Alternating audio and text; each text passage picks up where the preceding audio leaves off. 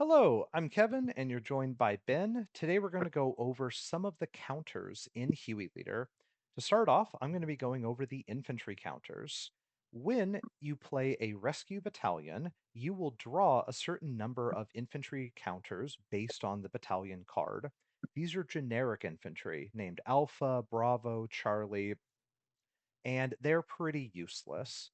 However, if you rescue one of these infantry, they then become a named infantry, a separate counter that you can play with for the rest of the campaign. Important notes to go over for these infantry.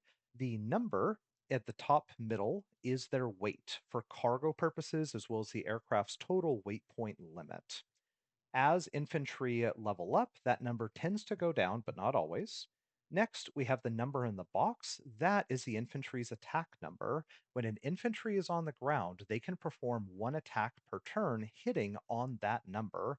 As you see, when Adams goes from green to skilled to legendary, that number gets better. Next, this -1, -2 is their be hit modifier. Hostiles will attack infantry as well as helicopters, and they will attempt to shoot at this infantry, wounding them.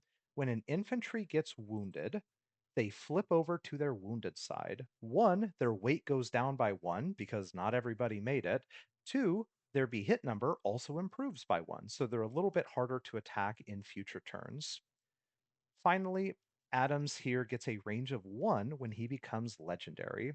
Infantry promote each time they are on a mission. So, if you want, in a future rescue battalion, you may send Adams in. Therefore, you will have a stronger infantry force on the ground, giving your aircraft more ground support and ground fire during the battalion. Next, Ben is going to Mhm. go over the hostile counters. Okay, here we have the hostile counters.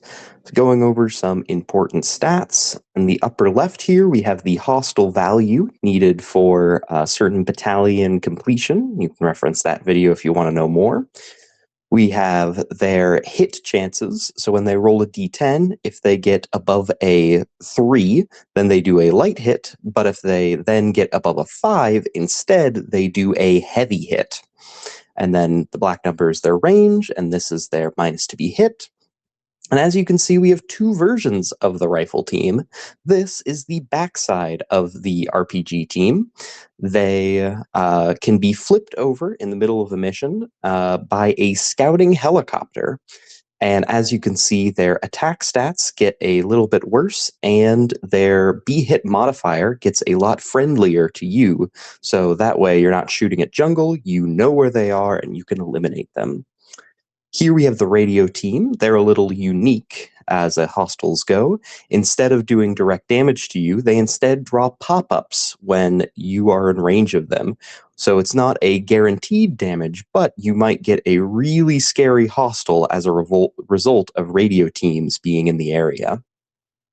Here we have MG teams. They roll two attack die trying to hit on eights. So, say you roll a 9 and a 3, that is one light hit. If both succeed, you still only get one result, though. And here we have the AAA site, one of our four value hostiles. It is a vehicle based on that V right there, which means some munitions can attack it. And here we have independent, which means it can go over these ridge lines when they're doing their attacks. And keep in mind that they all get easier when they flip to their engage side. Oh, and one more thing. AAA sites have these brackets around their attack numbers, which means they attack every one of your units in a hex. So if you have three aircraft grouped together, then this AAA site will attack every one of those aircraft. And now we have munitions. Munitions are bought in packs. So if I want to buy a BLU 1, I spend 1 SO and I get 4 BLU 1s because it has that little times 4. They have a weight point of 2, again for weight points on aircraft. They hit on a 5 with a bracket, which, as Ben mentioned with the AAA site, when you drop a BLU 1 with a bracket, it hits every enemy unit in the hex. It can only be fired at range 0, and it has the fire keyword. Fire keyword is kind of special because it means you ignore any terrain and hostile modifiers that are negative. So in this case, if I'm dropping a BLU1 in a hex with this AAA site, the -3 to be hit defense goes away. So I'm rolling base. However, if I'm rolling against this engaged RPG team with a +1, I do calculate that +1 into my roll.